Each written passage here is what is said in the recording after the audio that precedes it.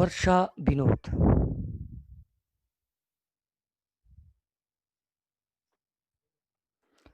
भारतेंदु हरिश्चंद्र द्वारा रचित कविता वर्षा विनोद की सप्रसंग व्याख्या। भारतेंदु हरिश्चंद्र जी ने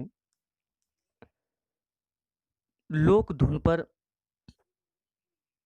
यह कविता लिखी है। उनका यह गीत हिंडोला गीत के अंतर्गत आता है। इसमें वर्षा ऋतु के समय नायक नायिकाओं पर पड़ने वाले प्रभावों का बड़ा ही मनोहारी वर्णन किया गया है। भारतेंदु हरिश्चंद्र जी को आधुनिक हिंदी साहित्य के प्रवर्तक के रूप में माना जाता है। उन्होंने अपनी कविताएं अधिकतर ब्रजभाषा में ही लिखी है और उनकी कविताओं में रीतिकाल का प्रभाव भी देखा जा सकता है। इस कविता में उन्होंने ब्रजभाषा में बड़े ही सुंदर शब्दों में वर्षा ऋतु के प्रभाव का वर्णन किया है। तो आइए वर्षा विनोद भारतेंदु हरिश्चंद्र द्वारा लिखी गई कविता की सप्रसंग व्याख्या करते हैं। प्यारी झुलन पधारो झुकी आए बदरा, ओढ़ो सुर्ख चुनरी ताए श्याम चदरा, देखो बिजुरी चमके बरसे अदरा, हरी चंद तुम बिन पिय अति कदरा। प्रसंग। प्रस्तुत पद्यांश भारतेंदु हरिश्चंद्र विरचित विनय पदों से लिया गया है। इसमें भारतेंदु हरिश्चंद्र जी ने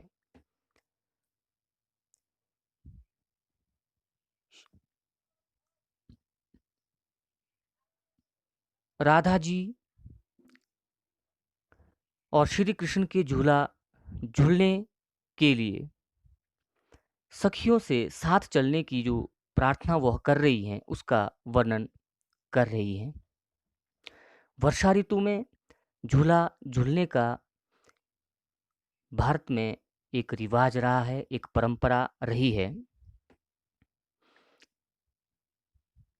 इसमें सखी कहती है, प्यारी झुलन पधारो झुकी आए बदरा, कि हे प्रिय राधे तुम मुझे झूला झूलने के लिए आ जाओ। बरसात का मौसम आ चुका है, आसमान पर जो है बादल छा गए हैं। ऐसे रमणीय समय में आप जो है झूला झूलने आ जाओ। ओढ़ो सुर्ख चुनरी ताए श्याम चदरा, कि आप जो है लाल चुनरी ओढ़ करके आ जाओ।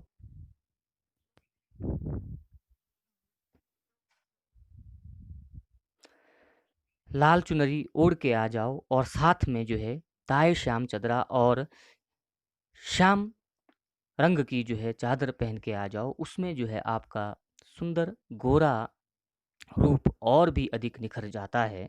देखो बिजुली चमके बरसे अदरा, देखो आद्रा नक्षत्र में जो है अब बरसात होने लगी है, वर्षा की झड़ी लगी है।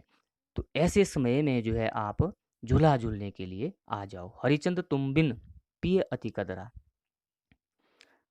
भारतेंदु हरिश्चंद्र जी कहते हैं कि हे प्यारी राधा, तुम्हारे वियोग में कृष्ण अत्यंत दुखी हैं, दीनहीन हैं, वो जो है बहुत ही दुखी प्रतीत हो रहे हैं। ऐसे समय में जो है तुम्हें श्री कृष्ण के साथ झूला झूलने के लिए आना चाहिए।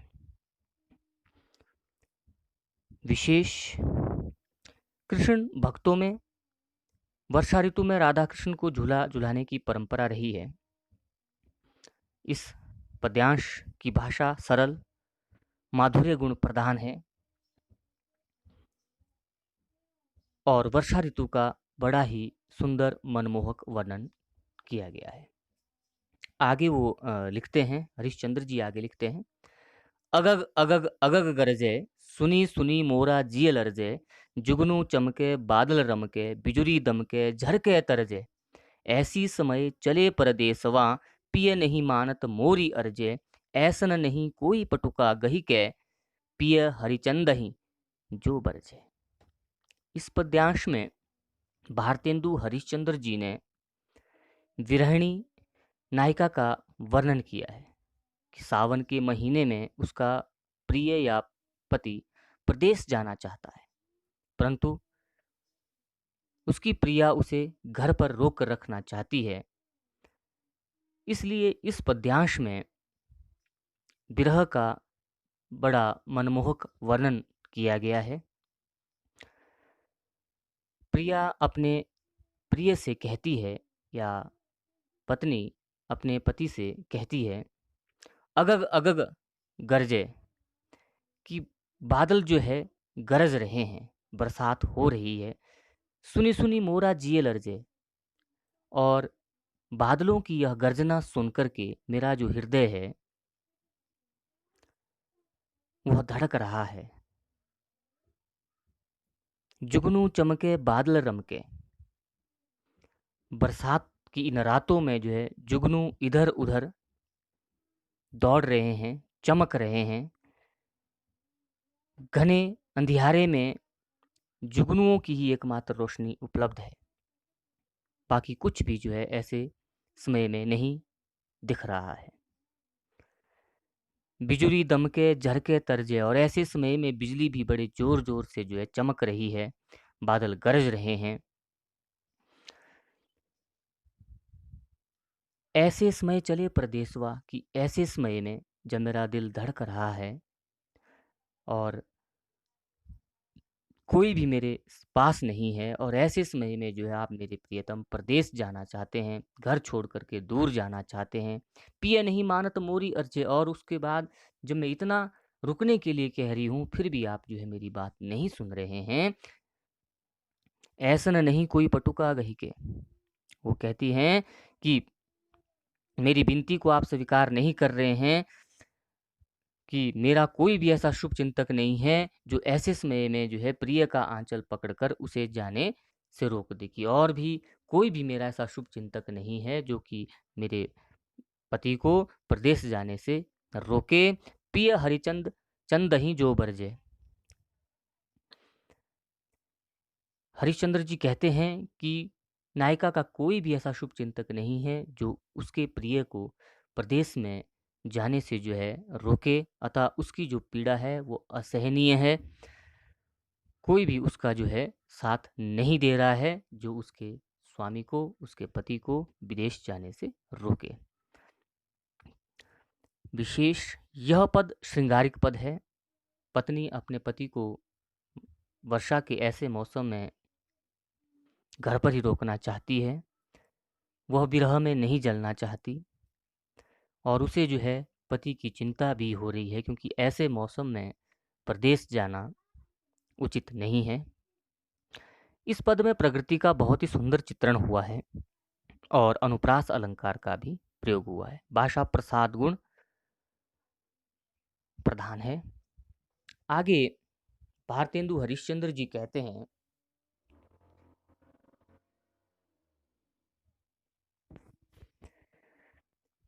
गिर गिर आए बदरा छाए, रिमझिम जल बरसे, चमचम चपला चमके घन झमके, झुकी झुकी बिरछन परसे, सुनी सेज परी में व्याकुल, पिय की सूरत नहीं दरसे, बिनु हरिचंद पियरवा सावन में, हाय मोरा जियरा तरसे। इस पद्यांश में भारतेंदु हरिश्चंद्र जी वर्षा ऋतु में बिरहणी नायिका की पीड़ा को व्यक्त कर रहे हैं। यह पद श्रृंगारिक पद है। भारतेंदु हरिश्चंद्र जी कहते हैं, गिर गिर आए बादल छाए, कि चारों ओर बादल छा चुके हैं, उमड़ उमड़ कर जो बादल आसमान पर छा रहे हैं, रिमझिम जल बरसे और रिमझिम बारिश जो है हो रही है, चमचम चपला चमके घन झमके, कि बिजली जो है चमक रही है, बादल गरज रहे हैं, झुकी झुकी बिरछन परसे, और ऐसा लग रहा है जैसे कि पेड़ झुक-झुक कर जो है, बिजली और बादल जो है झुक-झुक कर पेड़ों को स्पर्श कर रही है, उन्हें छू रही है, सुनी सेज परी में व्याकुल। जहाँ बाहर जो इस तरह का वातावरण है और मैं जो है बिल्कुल अकेली अपने बिस्तर पर सोई हुई हूँ। बिरहणी नायिका कहती है, प्रिय की सूरत नहीं दर्शेगी। ऐसे समय में मैं जो है अपने प्रिय की सूरत नहीं देख पा रही हूँ, अकेली हूँ। काफ़ी समय हो चुका है कि मैं अपने प्रिय से दूर हूँ। बिनु हरिचंद पियरवा सावन में। हरिश्चंद्र जी कहते हैं कि सावन के महीने में जो है अपने प्रिय से दूर रहने में हाय मोरा जिय तरसे, कि मेरा जो हृदय है वो तरस रहा है। मैं जो है सावन के महीने में अपने प्रिय से बिछुड़ करके बहुत दुखी हूँ, तरस रही हूँ। काश ऐसे समय में जो है मेरे पति घर आ जाते तो मेरी विरह दशा समाप्त हो जाती। इस पद्यांश में उन्होंने एक विरहिणी नायिका का वर्णन किया गया है जिसका पति उसके पास नहीं है, और वर्षा ऋतु का जो मौसम है ऐसे में उसका विरह और ज़्यादा बढ़ रहा है। इसमें जो है वर्षा ऋतु का सुंदर वर्णन उद्दीपन रूप में हुआ है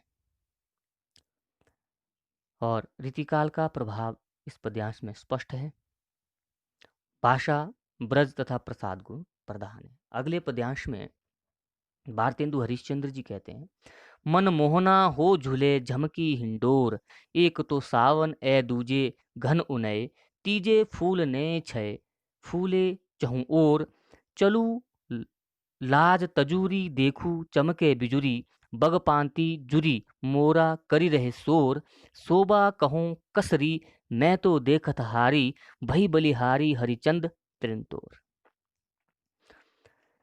इसमें जो है वर्षा ऋतु का वर्णन किया गया है। इसमें एक सखी दूसरी सखी से कृष्ण के झूला झूलने का वर्णन करती हुई कहती है,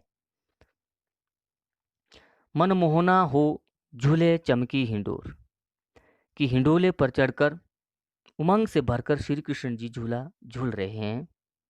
सावन के इस महीने में श्री कृष्ण जी हिंडोला हिंडोले पर चढ़कर बड़ी खुशी से झूला झूल रहे हैं। एक तो सावन ए दूजे घन उनय, कि एक तो सावन का महीना है और दूसरे जो है बादल भी उमड़ाए हैं। तीजे फूल नए छय, और तीसरा इस समय जो है फूल भी जो है नए नए खिल रहे हैं चहु ओर, कि चारों दिशा में नए नए फूल खिल रहे हैं, वनस्पति में एक नया संचार हो रहा है। चलू लाज तजूरी देखू चमके बिजली, की आओ हम सब जो है लाज शर्म को त्याग करके बिजली को चमकता हुआ देखने के लिए चलें, कृष्ण को झूला झूलते हुए देखने चलें। बगपांती जुरी मोरा करी रहे शोर, वो कहते हैं कि चलो देखकर वहां बुगलों की पांत इकट्ठी हुई है और मोर जो है शोर मचा रहे हैं। शोभा कहो कसरी मैं तो देखत हारी, कि श्री कृष्ण जो है ऐसे समय में जो झूला झूल रहे हैं और चारों ओर का जो मनोहारी वातावरण बना हुआ है, कि ऐसे समय की जो शोभा है मैं तो देख करके ही जो है मोहित हो गई हूँ, अपना मन हार गई हूँ। भई बलिहारी हरिचंद त्रिनतोड़, और ऐसे में जो श्री कृष्ण की छवि है, उनकी जो शोभा है वो इतनी हो गई है कि मैं उसका वर्णन नहीं कर सकती। मैं तो उनके रूप पर बलिहारी हो गई हूँ। मैं तिनका तोड़कर कहती हूँ कि उसे किसी की नज़र ना लगे, श्री कृष्ण पर किसी की नज़र ना लगे। इस समय में श्री कृष्ण जो है अति सुंदर दिखाई दे रहे हैं। चारों ओर का वातावरण बड़ा ही मनमोहक बना हुआ है। विशेष वर्षा ऋतु का मनमोहक चित्रण हुआ है। यह श्रृंगार पर कविता है, भाषा ब्रज है। रीतिकालीन संस्कारों का भी इसमें प्रभाव देखा जा सकता है। भारतेंदु हरिश्चंद्र ने वर्षा विनोद में जो है वर्षा के द्वारा वर्षा ऋतु में जो है नायक नायिकाओं पर पड़ने वाले प्रभावों का वर्णन भी किया है। इसमें उन्होंने श्री कृष्ण जी का वर्णन भी किया है, क्योंकि सावन ऋतु में वैष्णव भक्तों में जो है श्री कृष्ण को झूला झुलाने की एक परंपरा रही है, उस परंपरा का भी इन्होंने निर्वाह किया है।